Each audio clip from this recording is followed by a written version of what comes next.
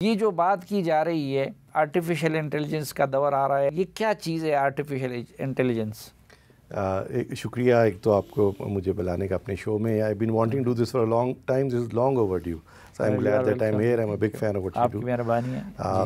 سر اے آئی جو artificial intelligence ہے یہ یہ ہوا تو آف کورس بہت دیر سے تھی. جب میں پی ایچ ڈی کر رہا تھا تب بھی اے آئی ہوا کرتی تھی، لیکن اتنا ریئل نہیں تھی.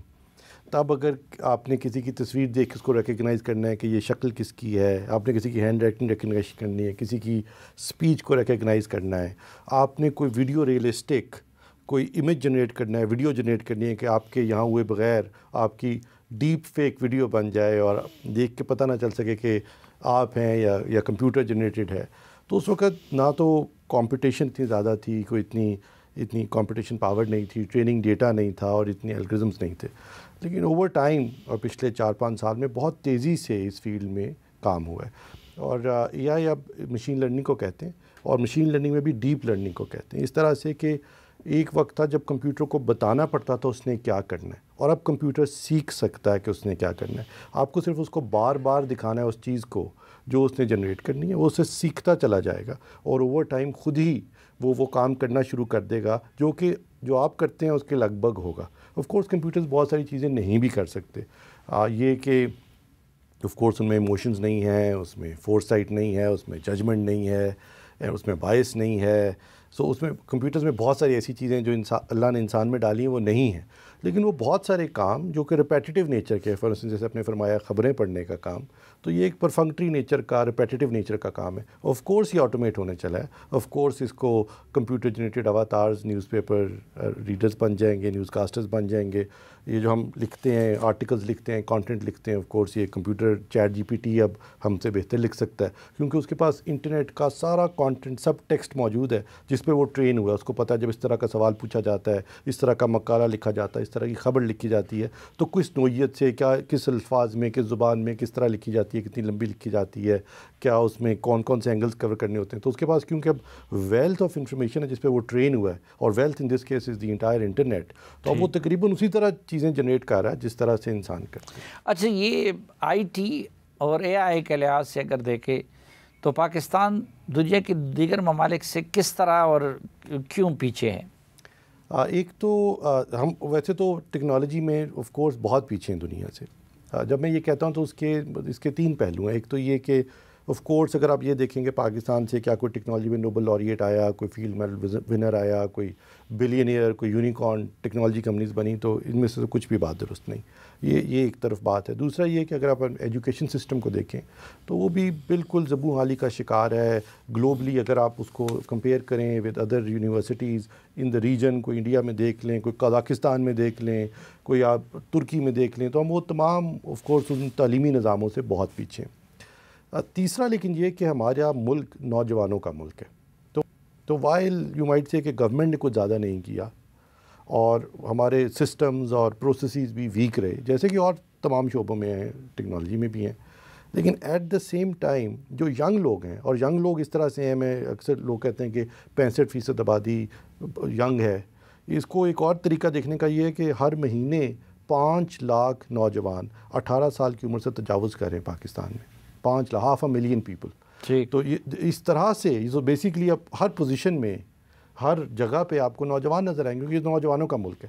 نوجوان کیونکہ خود ٹیکنالوجی سیکھ جاتے ہیں، ٹیکنالوجی سیوی ہیں. 1 ملین ہماری یونیورسٹیز گریجویٹ کر رہی ہیں. پاکستان میں اربنائزیشن ہے، اب گلوبل کنیکٹیوٹی، ہر کسی کے ہاتھ میں فون ہے. پاکستان میں 19 کروڑ موبائل سم یوزرز ہیں. یہ دنیا کی 7ویں بڑی مارکیٹ ہے موبائل فون کی یوزج کے حساب سے. فون سستے میسر ہیں، ہر کوئی کسی نہ کسی سوشل میڈیا پلیٹ فارم سے جڑا ہوا ہے.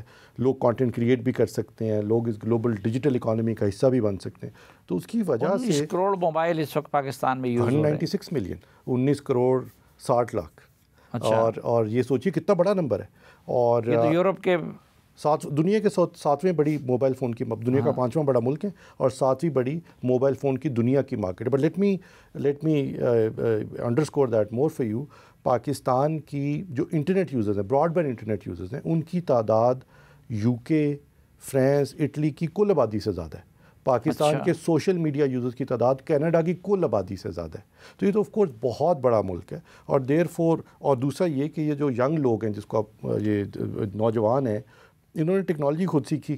ہم نے ان کے لیے کوئی کاروبار, روزگار, ملازمتیں نہیں پیدا کی اس ملک میں given the way it is, لیکن انہوں نے خود ہی سے فگر آؤٹ کیا کہ ان کی جو ایجوکیشن ہے, اسکل ہے, اس کے تحت وہ دنیا کی جو گلوبل ڈیجیٹل اکانومی اس سے لنک ہو سکتے ہیں. نہیں ڈاکٹر صاحب, جب 19 کروڑ لوگ موبائل استعمال کر رہے ہیں, پھر یہ کہ نوجوان خود سیکھ رہے ہیں پاکستان میں, پھر الحمدللہ آپ جیسے نوجوان بھی ہے جن کو گوگل کی طرف سے اور باقی انٹرنیشنل فورمز کی طرف سے ایوارڈز بھی ملے, تو پھر ہم پیچھے کیوں ہیں؟ ایک تو سر یہ کہ آپ کیا مثبت استعمال کم ہے, منفی استعمال زیادہ ہے؟ یہ بھی درست بات ہے, لیکن گورنمنٹ کی پالیسیز بھی اتنی سپورٹیو نہیں رہیں. اب فار انسٹنس اگر آپ یونیورسٹیز, پاکستان میں بہت بڑا ملک ہے, بہت زیادہ یونیورسٹیز ہیں, ہر سال 75,000 آئی ٹی گریجویٹس ہماری یونیورسٹیز پیدا کرتی ہیں. 75,000 یہ بہت بڑا نمبر ہے. آپ آئی ٹی انڈسٹری کو دیکھیں تو اس میں صرف 1.5 لاکھ لوگ کام کرتے ہیں. تو یہ 75,000 لوگ کہاں جا رہے ہیں؟ اگر آپ اس کو ذرا تفصیل سے دیکھیں تو آپ کو پتہ چلے گا کہ یہ 75,000 یونیورسٹی کی ڈگریاں تو لے رہے ہیں, لیکن ان کے پاس وہ سکلز ہی نہیں جس میں وہ انٹرنیشنلی گلوبلی کمپیٹیٹیو ہو سکیں. اب اگر کسی نے باہر بیٹھے ہوئے پاکستانی آئی ٹی کمپنی کو کاروبار دینا ہے تو وہ بیسیکلی تو یہ ہے کہ آپ کے سافٹ ویئر ڈیولپر کو 20, 30, $40 پر آور دے گا. تو اب اس نے جب $40 پر آور آپ کو دینے ہیں تو وہ انڈیا کے کسی سافٹ ویئر ڈیولپر کو کیوں نہ دے دے, وہ آئرلینڈ کے کسی سافٹ ویئر ڈیولپر کو کیوں نہ دے دے. تو یہ تو گلوبلی کمپیٹیٹیو ہونا پڑے گا. دیکھیے یہ بڑی امپورٹنٹ بات ہے کہ کسی اور شعبے میں ہمیں اس طرح گلوبلی کمپیٹیٹیو سروسز اور اسکل میں نہیں ہونا پڑتا, پروڈکٹس میں ہونا پڑتا ہے. کیونکہ کپاس یہاں ہے تو ہم ٹیکسٹائل ایکسپورٹ کر لیتے ہیں, ہم رائس ایکسپورٹ کر لیتے ہیں, اسی طرح ہے نا جی. لیکن کوئی اور شعبہ نہیں جو کہ سروس بیسڈ ہے, جو کہ نالج اسکل بیسڈ ہے, یہ ایک ہی شعبہ ہے. اور اس میں آف کورس ہم باقی دنیا سے بہت پیچھے رہ گئے. ہماری ٹوٹل ایکسپورٹس $2.6 بلین ہیں, $2.5 ارب. انڈیا کی $164 ارب ہیں. انڈیا ہم سے 7, 8, 10 گنا بڑا ہوگا تو اس وہی موازنہ ہونا چاہیے, لیکن نہیں ہے. انڈیا کی ایک سافٹ ویئر کمپنی 4.5-5 لاکھ لوگوں کی ہوتی ہے, اور کئی ایسی کمپنیز ہیں.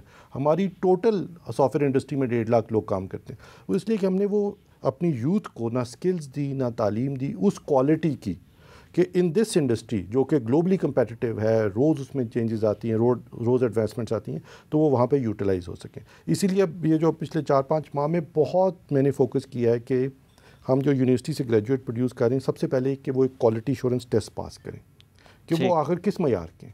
اس کے بعد ان کو انڈسٹری میں پلیس کرنے کی ذمہ داری گورنمنٹ لے لے. اگر اس میں ہمیں پیسے ڈالنے پڑتے ہیں ان کی انٹرنشپ کے لیے, کمپنی کو پیسے دینے پڑتے ہیں, ہمیں ایکیڈیمک سسٹم ایک چیز سے مل کے چینج کرنا پڑتا ہے, تو یہ کریں. ہو گیا ہے. اب 15 تاریخ کو پہلا 75,000 لوگوں کا پاکستان میں ٹیسٹ ہونے چلا ہے, اور 30,000-35,000 جو اس میں سے پاس کریں گے ان کو ہم انڈسٹری میں پلیس کرنے چلے ہیں.